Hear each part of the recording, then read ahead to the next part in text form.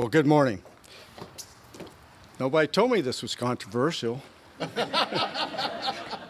a CPA, I normally try to avoid these kind of things, and nobody told me there's going to be hard questions. You guys are going to have to check more closely next time. Well, thank you to the Kansas Policy Institute for having us here this morning and inviting us to present. It is my honor today to represent the Jobs Task Force, and I have a lot of roles, as you can tell, but today I'm representing the Jobs Task Force for the Wichita Leadership Council. And so in that capacity, that's how I'll be presenting. The fact that you've taken time, and James said this, but I repeat, the fact that you take time to be here today, shows me a commitment to making our community a better place to live and work. I believe we all want our community to be successful and to provide good opportunity for our citizens. We may differ as we talk today on our views of how to advance the community, but I always, when I appear before a group that's interested, I know we share a desire for a better Wichita. I want to take a few minutes, and the last thing in your packet this morning, I think the title on it is Jobs Initiative Proposal. And that's really the detailed strategic proposal that's evolved through the Leadership Council. It's detailed. I'm not going to take it to you. They won't let me, and you wouldn't want me to anyway. But what I do want to talk about is really a couple of things. One is the origin of how that proposal came to be. And then I want to talk a little bit about what I call the guiding principles of that proposal. Most of you, I think, are familiar with the Wichita Leadership Council, but a few of you may not be. So just to describe it a little bit, it's best described as a think tank that brings together leaders in the community to consider and study and discuss, and yes, even to debate the major challenges, facing our community today. The council is comprised of over 100 top executives of area leading businesses and institutions. And these institutions beyond the businesses include educational institutions, not-for-profits, governmental, community associations, and unions. Early on in 2012, the council identified 6 strategic areas of concern for the community and set as its top 3 priorities for action the following: growing primary jobs, diversification through entrepreneurship, and enhancement of education attainment and workforce development. At the heart of all those, of course, economic development relies on those. I'm going to talk about primary jobs. That's the primary source in the document, the discussion. And I want to start by making sure that we're all on common grounds. When we say primary jobs, it means a job that produces something that is consumed outside of the community or produces a subcomponent that is integrated into such a product. I like to say it's a product or services that import dollars into our community, as opposed to products or services that simply move them around the community. So when we talk about jobs and you see that term primary, that's what we're talking about attracting and retaining.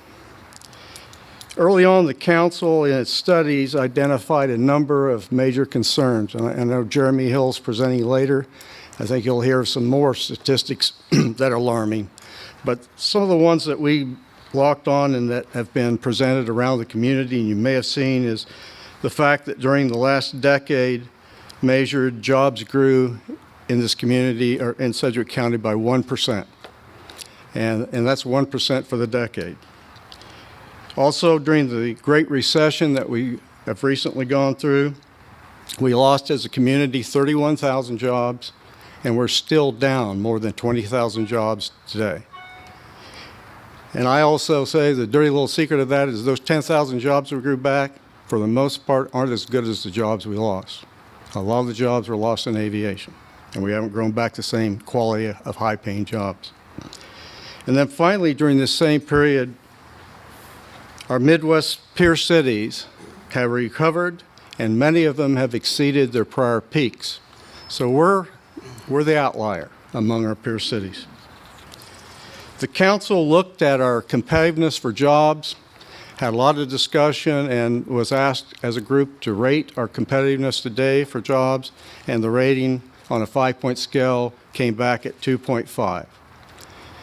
Then we asked the council to examine where we should be as a community. What realistic level could we be competitive at? And that consensus came back that we need to be at a 4.5. It didn't take very long to understand that you don't move from 2.5 to 4.5 with business as usual. I don't know when we get to ask the hard questions. I'm just curious what the peer cities might be. I don't know. That's not really a tough question. Yes, I'll be glad to answer that at the end. Cool. We've got them. Okay. We looked at that and we said, you know, we have to move forward. We have to recognize that we're going to have to invest more in economic development aimed at growing jobs. We're going to have to engage the whole community in that process of growing our economy. But we have to do it in a way that's efficient and in a manner that's designed to maximize the return on the investment to our citizens. With that background, then, I want to move to the guiding principles that underpin the document you're looking at. The first mindset that underpins is a mindset of we're making an investment. We call for 80% or greater of the dollars to be invested in infrastructure and workforce. Things that stay in the community, things that build an asset while still growing primary jobs. We also look at it and command a positive return of dollars spent as measured by 3 separate matrices set out in that document. The next underpinning and principle is a strong community participation. We wanted the investment decisions to be guided by knowledgeable and skilled business leaders with a strong commitment to the community and with strong records of integrity. But at the same time, we've set up a Citizens Oversight Committee to function, to monitor the expenditures, and to monitor the performance of this Jobs Commission. Finally, all of these groups will be under open meeting, open records, and the commission will post its ongoing results on a public website so that all citizens can view the process. The transparency will be there for all citizens. The final guiding principle is accountability to the community. We call for a measured return on the investment, and that measurement to be done by a third party, uninvolved in the process. We ask for a verification by a CPA firm of all expenditures and projects to assure compliance with the policy guidelines set by the City Council and the community. And finally, annual measurements of performance of those receiving the support dollars, along with clawbacks as appropriate. Our strategy as a community will change. One of our Kansas favorite sons, Dwight Eisenhower, was quoted as saying, "I have no use for plans, but I found planning to be invaluable." The plan will evolve. The strategies will change. What we don't want changing are the guiding principles that govern that process of transparency for our citizens, participation by our citizens, accountability to the community. With that, I'm going to stop, and I will stand at the end with everybody for questions. I think, John, you're up. I'm not a podium person, so I'm not going to stand at the podium, but everybody can hear me. What I'm going to talk about is really what we're doing at the university. And what we talk about when we talk about this innovation campus, what we're doing. So that's really what my overview is going to be. It's going to be a little bit different because people have different how it has an economic driver. So flip to the next slide. When when President Bardo came, we changed the vision and the mission of the university. So, and we aligned it with the economy. And I just want you to remember two words. The vision for Wichita State, we have applied learning. Applied learning, what does that mean? It means changing the way that we did things in the past. We're not going to do them that way in the future. Because, through this, since 2008, I've been listening to industry of what we need. And so, change the vision, apply learning. And then our vision, mission, be an economic driver. How can a university be an economic driver? If you look around the United States, there are universities that are an economic driver in other places. How can we be an economic driver? So people think the innovation is about real estate. I can be the first one to tell you that it is not. It is a mechanism to get there. So it is not about real estate. So look at this whole campus. You see a set of buildings. I can tell you right now, the innovation campus has already started. I'm not waiting for a building to be built. A building's just a mechanism to get a job done. The job's going to be done right now. So flip to the next slide.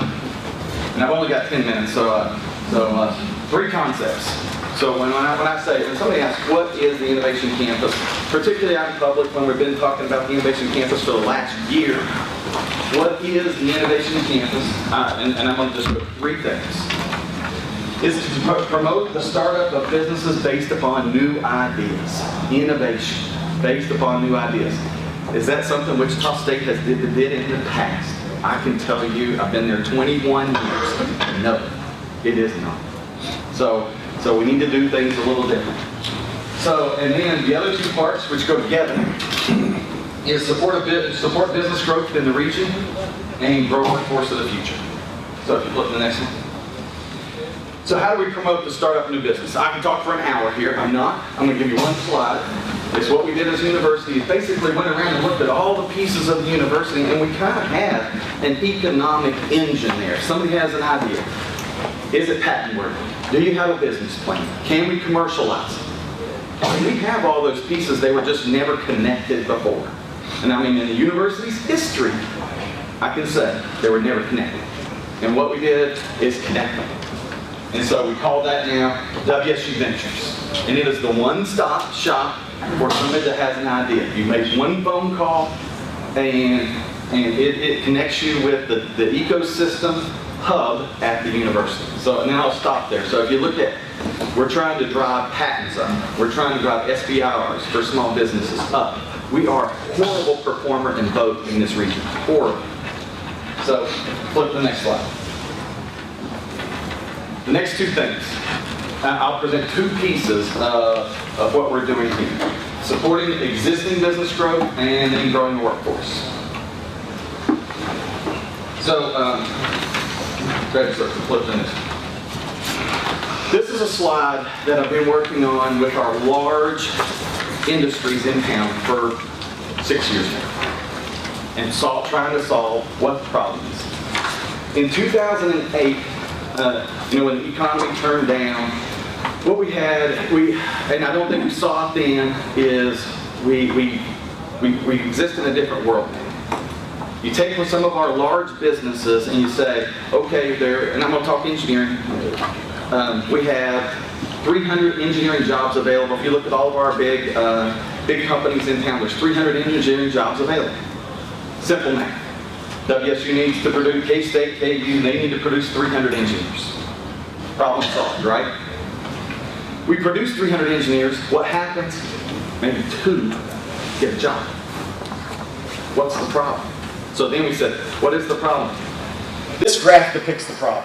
Is the industry kind of changed. It takes about 2 years to take a new graduate, somebody that's grass green, they just got their diploma, I'm now a mechanical engineer, aerospace engineer. It takes about 2 years to make them productive. 2 years. The industry doesn't want to invest in those 2 years now. It's just a fact of our life and our time in the day. What happens is they consult the job out. They consult it out, or they go to India for an engineering firm to get a workforce. It gives a quick solution because they have a finite problem that they need to solve, and they can't invest 2 years. That is a net job loss. we're going to lose that job. Eventually, we will lose the job. And then they say, oh, universities have done this before. It's a co-op program. They're talking about a co-op program. The problem with the co-op program, again, you have typical co-op programs. You get about the summer. You got 12 weeks in the summer, and they take a couple-week break. You got the July 4th vacation. They get hired for a week. They watch the training video. Here's the bathroom. Here's where you park, and here's a tour of the factory. You only have about 7 weeks left on a typical internship. And then the person that you're connected to, they're really busy. So what it ends up to be is the co-op usually says, okay, here's a file cabinet. Doesn't happen all the time, but here's a file cabinet. Can you organize this one?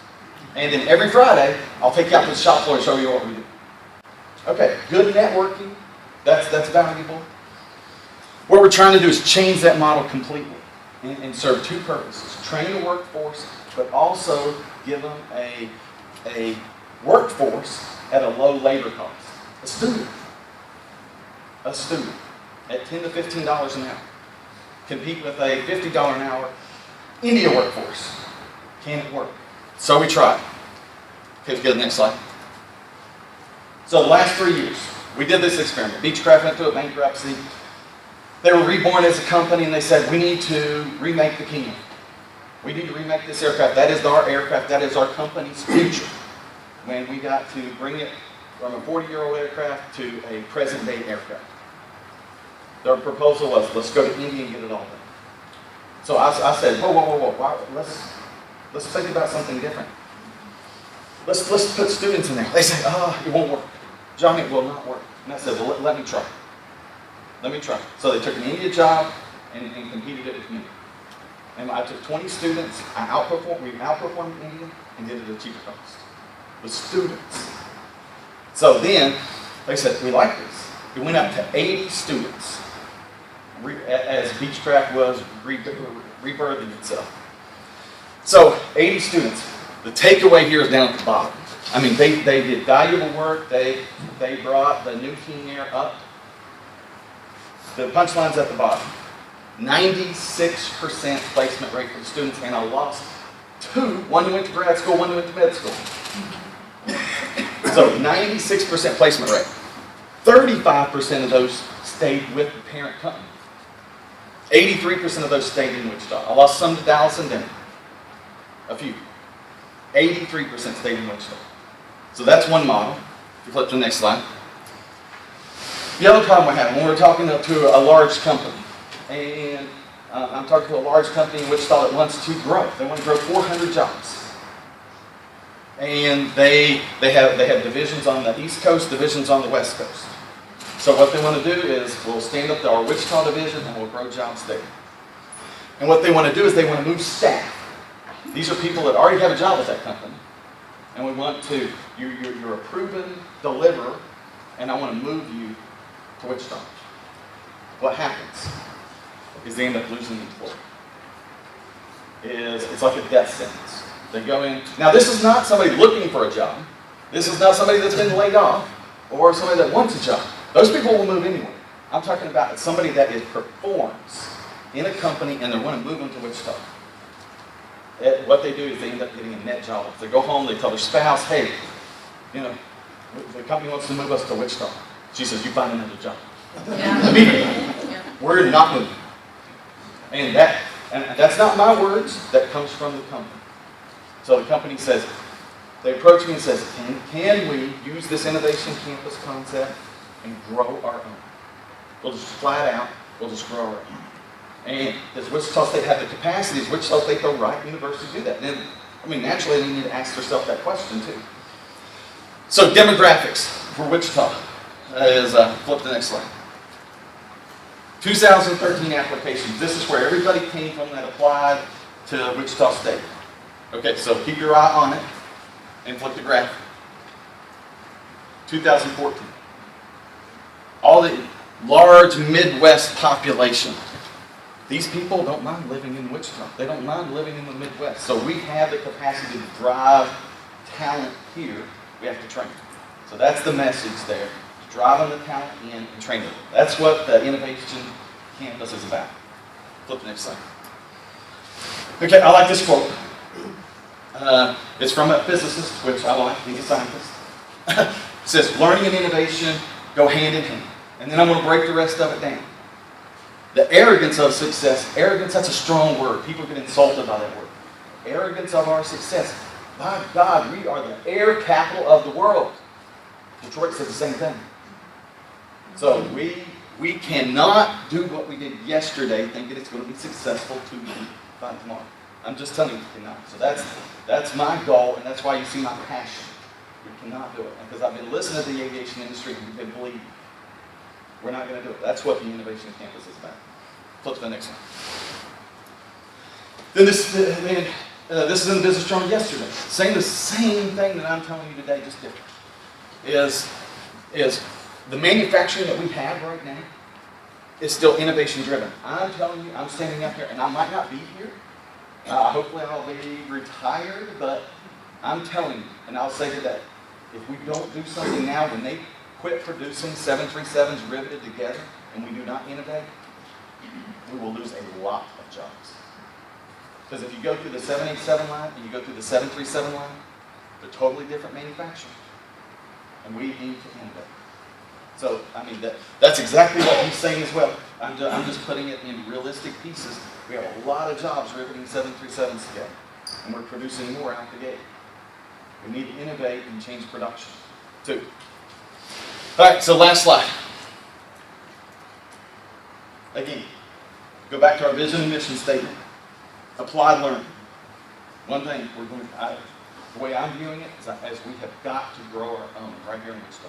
We've got to grow our own.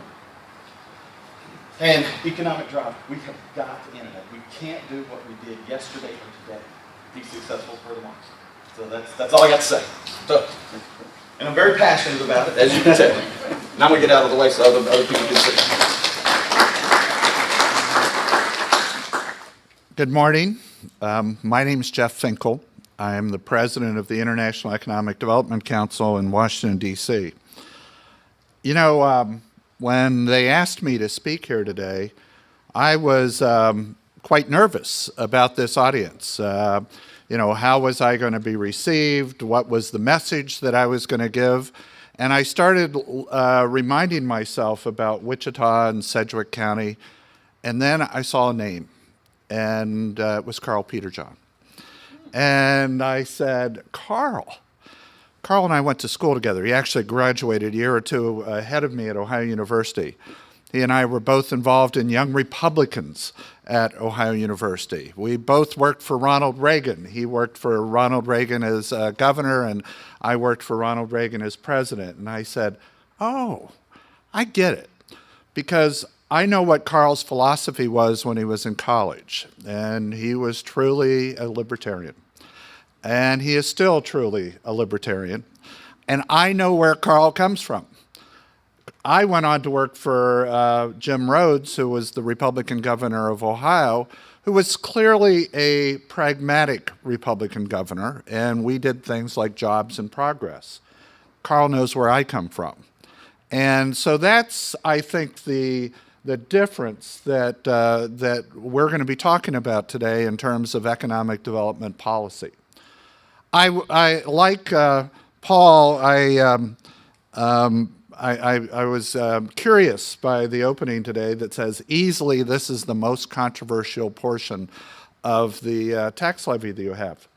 I will tell you, as I travel around the country, this is not controversial in most places. It is not unusual for there to be economic development dollars spent to actually help an economy when it is struggling.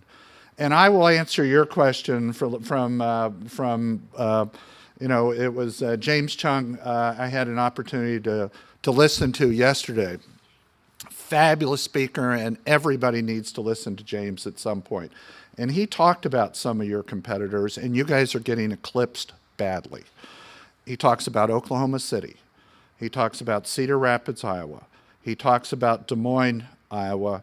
He talks about Omaha, Nebraska. You guys are trailing in every single metric against all of those places. Oklahoma City spends far more in economic development. Des Moines' per capita income is much higher than yours. The amount of college graduates in each of those communities, according to James Chung's statistics, are much better. And you guys are 20,000 jobs behind in terms of what happened in this most recent economy. And for you to do nothing would be a travesty. It is time for you to act, and I'm going to talk about how other places work. So I'm going to talk about 4 things fairly quickly. I've been given 10 minutes. I'm going to tell you who IEDC is. I'm going to talk to you a little bit about trends. I'm going to talk about my observation on the proposal that you have before you, and talk a little bit about diversification. I work for an organization, I've been 33 years in the field of economic development, 5 years working for President Reagan at the U.S. Department of Housing and Urban Development. We had programs like the Community Development Block Grant Program, the Urban Development Action Grant Program, some housing programs at HUD.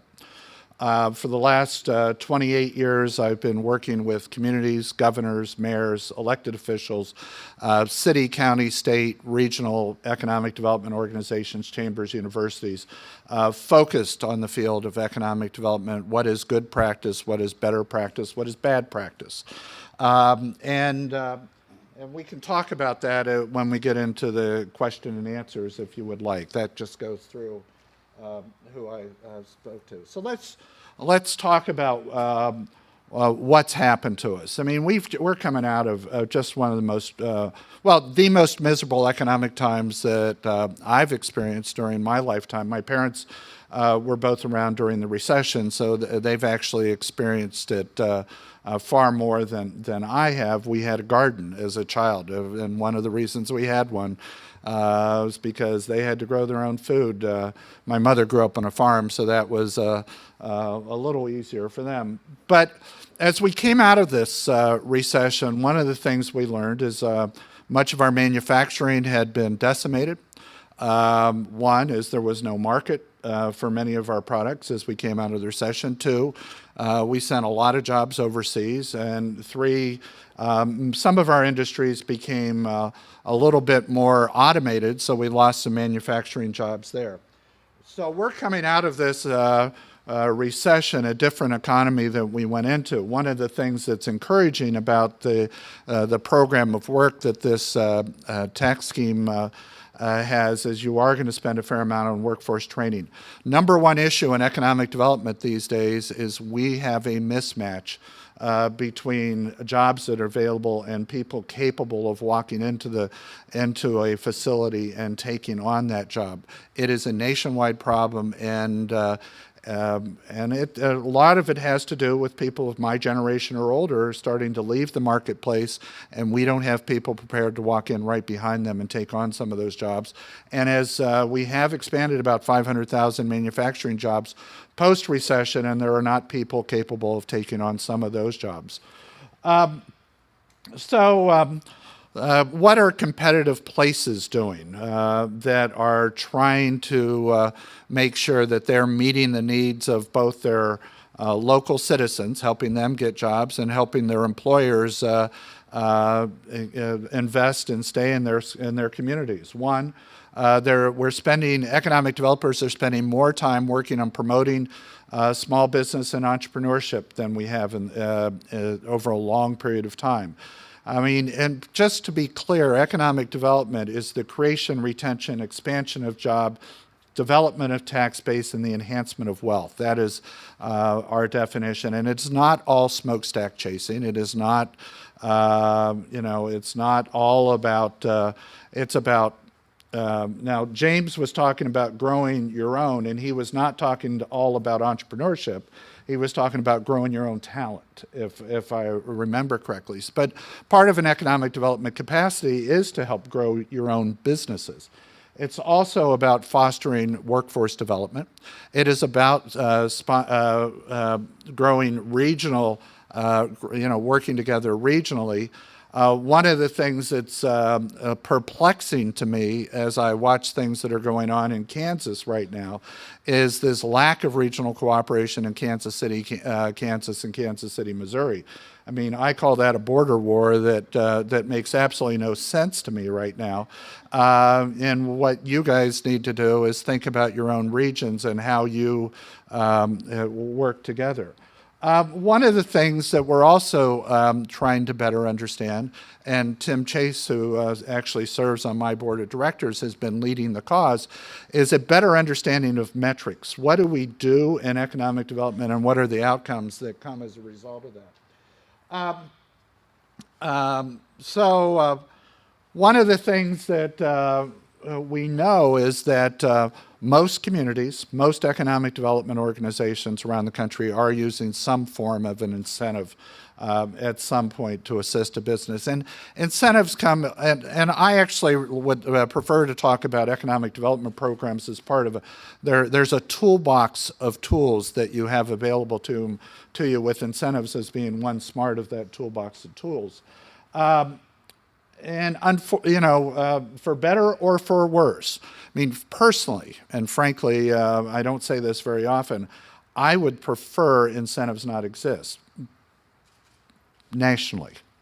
But if you are the community that doesn't have them, just be prepared to have your head handed to you, because somebody's going to have a set of tools in their toolbox, and they're just going to tee off on you because you're not going to have anything to defend yourself with. California went through and did not have incentives, and Rick Perry, the governor of Texas, kept walking in with a toolbox full of incentives and kept stealing businesses from California. Guess what the California legislature did within the last few weeks? They set up a pot of money of $750 million to make sure that people weren't going to walk away with their jobs anymore. And that's when others have them and you don't, you're on the losing end on a regular basis. So let's talk about ROI and accountability and smart investments. You know, the economic development community is being very thoughtful in terms of, when do you make an investment, a community investment, and when do you not? And so communities are thinking about this very clearly, and it's being led by business leaders. Many business leaders actually have to make strategic investments in their own companies on a regular basis. And they're also sitting back and they're saying, when a community does something to leverage a private sector investment, what are those rates of return? What is that ROI that you look at in those things? And so that is a trend in economic development that we're seeing consistently. Second, communities are truly looking at their assets and trying to figure out what are those positive things that they have.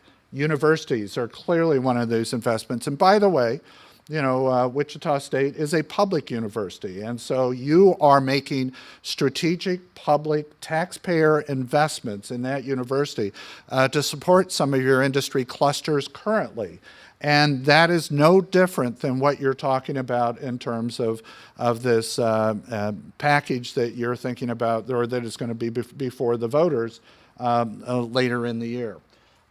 So communities are thinking about these investments they're making in a whole range of things, from universities to community colleges to vocational schools to other public investments that they have available to them.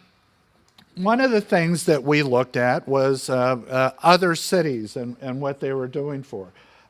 Quality of life issues is one of the things that I think James was talking about when he said they're having difficulty recruiting certain types of talent. I mean, you have a couple different talent issues. One, I'm sure all of you would like to see your children who have gone off and got themselves trained after high school. I'm sure you would like to see them have jobs locally. You're only going to get that if, in fact, you can raise the number of college-required jobs in your community. And of all those communities that I listed a few minutes ago, you're dead last. in terms of the percentage of college jobs available. That's of Oklahoma City, Cedar Rapids, Des Moines, Omaha, and Oklahoma City. Dead last of four-year required jobs after college. These places that I are listing up here, they're making significant investments in the quality of life so that they can lift many of those, the quality of jobs up for the people that live there, and when they have to try to make a sale to some talent to come to their communities. I didn't realize, sometimes I'm a little geographically challenged. You're 3.5 hours from Oklahoma City. I've been to Oklahoma City many times, and the transformation in Oklahoma City with taxpayer dollars is absolutely phenomenal. It is absolutely incredible in terms of the quality of life that they are creating there. So let's talk about your jobs initiative proposal. You did, and I, as I indicated, I travel extensively across the country.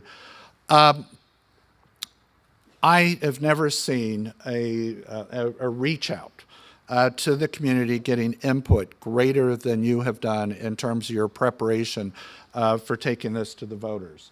The amount of citizen meetings, the amount of participation is off the chart. And maybe that's, I keep hearing this, maybe that's what Kansas does when they prepare something and to talk it through and to make sure that it gets acceptable participation in the community. I don't know of any other community that has done anything like that.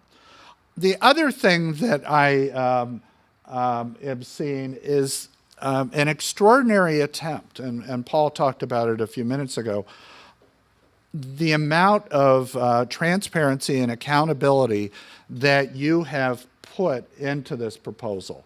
It is beyond compare of anything else I have seen in communities across the country.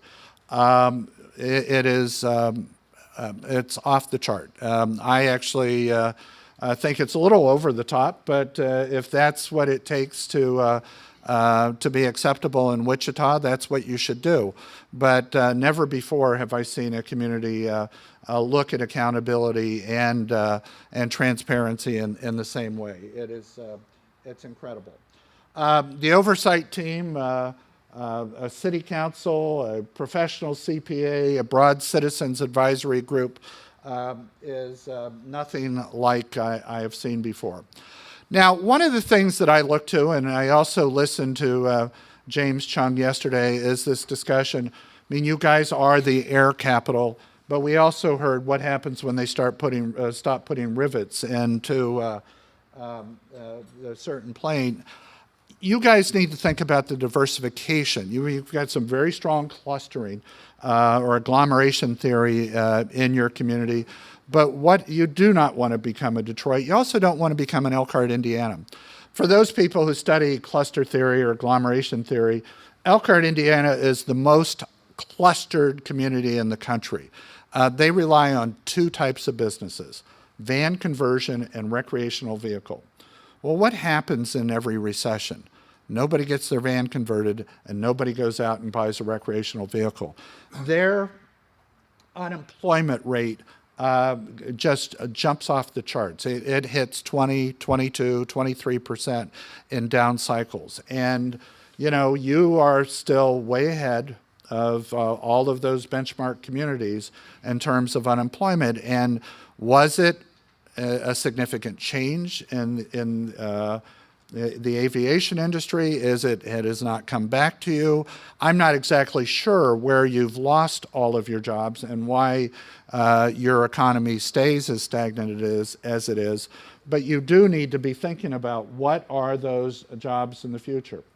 So a sound economic development strategy is one that counts on places like Wichita State, but you need to be thinking about how you're going to retain the jobs of today, but thinking about what are going to be the jobs for tomorrow. You need to think about expanding your existing businesses, but who are you going to attract here? What are you going to be successful at in terms of the new types of businesses that are going to come here? And what is going to be the infrastructure that's going to strengthen your economic base, and how are you going to perform in that way? So that kind of concludes my kind of observation of what I'm seeing both nationally and some observations about what's going on here locally. And I think all three of us are prepared to answer some questions from you all. Thank you very much.